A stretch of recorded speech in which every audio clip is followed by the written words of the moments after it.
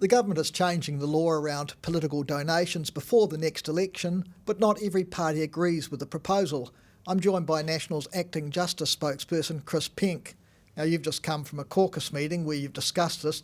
What have you determined? Well, our position hasn't changed effectively, so we've talked today to confirm our historical position, which is that election law should be a bipartisan agreement, so we didn't make changes in this kind of space in the time that we're in government, so we think the government, seeking to put these changes ahead of next year's election should take our view seriously, which is that there's an appropriate balance to be struck already, pretty well agreed and applied over the last many election cycles, whereby, we required transparency in the form of disclosures for very high amounts. But at a certain point, we actually just need to understand that we've got a chilling effect on democracy, whereby if we stop people from being able to donate freely and expose them to the kind of criticism that, sometimes people attract when they have the temerity to donate to the political opponents of the current government, we're anxious not to see that. So it's a balance to be struck, and we think it's in the right place at the moment. How likely is that? I mean, because even the large donors, those who are donating over 30 grand, I mean, some as much as $250,000 this year to the National Party, for instance, I mean, I don't think they're hardly likely to be subject to government attack, are they? Or? Yeah, well, I don't think necessarily government attack, but actually there's a lot of legitimate concern about the possibility that in terms of government contracts for businesses that operate in that space, and also just on a personal level. Sadly, we're living in an increasingly polarised political environment, less so here than overseas, to be fair, and long may that continue, but the reality is that, you put your neck on the line if you contribute to democracy, as every New Zealander's got the right to do so.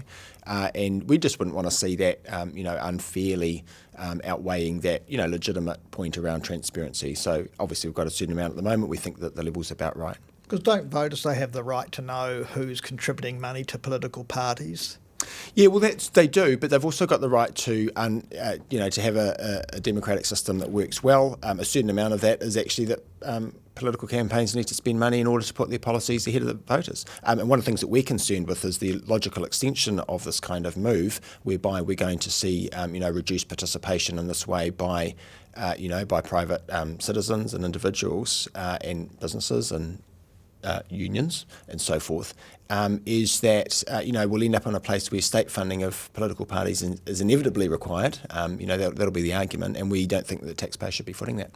So do you think all of this should be just thrown to that review that's going on now, which is due to report back, but not until after the election? Yeah, well, I mean, you make a good point that there is a review being undertaken at the moment. It's in the space of electoral law. This is an aspect of it. It's only one small aspect. So the fact that we could sort of somehow, or the government rather, could carve this off and treat it differently to the review that's already taken place seems to us a bit of an anomaly.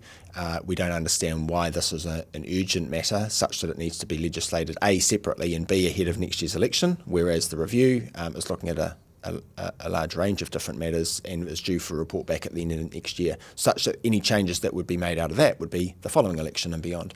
When presumably the government, by doing this, is hinting or signalling that they've got some concern about what might happen at the next election.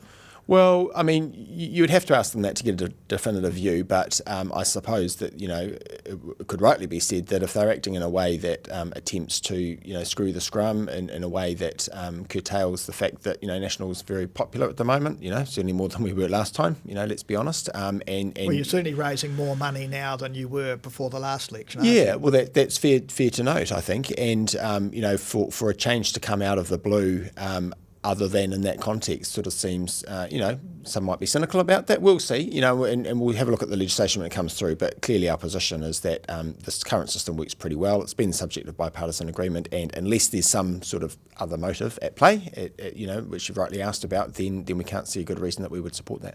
So do you think that it might be driven by political self-interest? Well, I would hope not. I'd hope not. That's all I can say, I guess. I'm not answerable for the motivations of the Labour Party or any other party, but I do know that National has, taken a pretty high-minded view about the fact that, we don't make electoral law changes in the partisan interest, because actually the electoral system belongs to all New Zealanders. It's not, Party A or Party B who should be incentivised to do things that favour them or not. So I really hope that wouldn't be the case. Just onto that review, I mean, one of the aspects it's also looking at is the voting age. and whether it should be lowered to 16. Does National have a view on that? I'm pretty sure that once we've had the chance to look at that review, we'd be sceptical about it, and most New Zealanders are sceptical as well. And the reason is that there are lots of other lines in the sand that are drawn at the age of 18 that relate to participation in civil society. Now, admittedly, there are some also that kick in at 16, but certainly if you look at, for example, youth justice regime, whereby that's different in terms of adult responsibility, we think that that's a reasonable marker to sort of make a compare and contrast. Look, we'll listen to the arguments in good faith, and there are some very serious and worthy individuals who are on the panel. To the extent that they've already expressed a view on some of these matters, that might be, I suppose, difficult for them to put that aside and coming to a conclusion for the purposes of the review. But we'll see what that looks like and see what the arguments are. One of the arguments I've heard is by lowering the age, it will help increase participation of voters. I can understand the argument insofar as you say, if you have the opportunity, particularly in the school environment, to have young people engaged with voting as a matter of classroom activity or whatever. However, the flip side of that is, of course, we've got to be really careful that we don't politicise the classroom.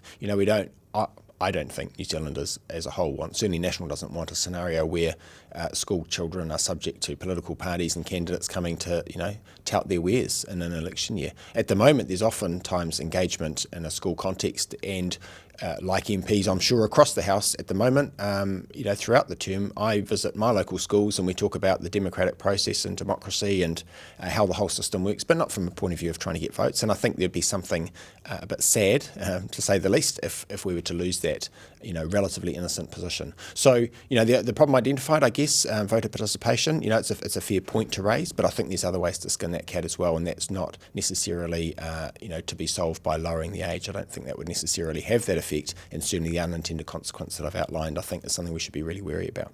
Chris Penk, thank you for your time. Thank you.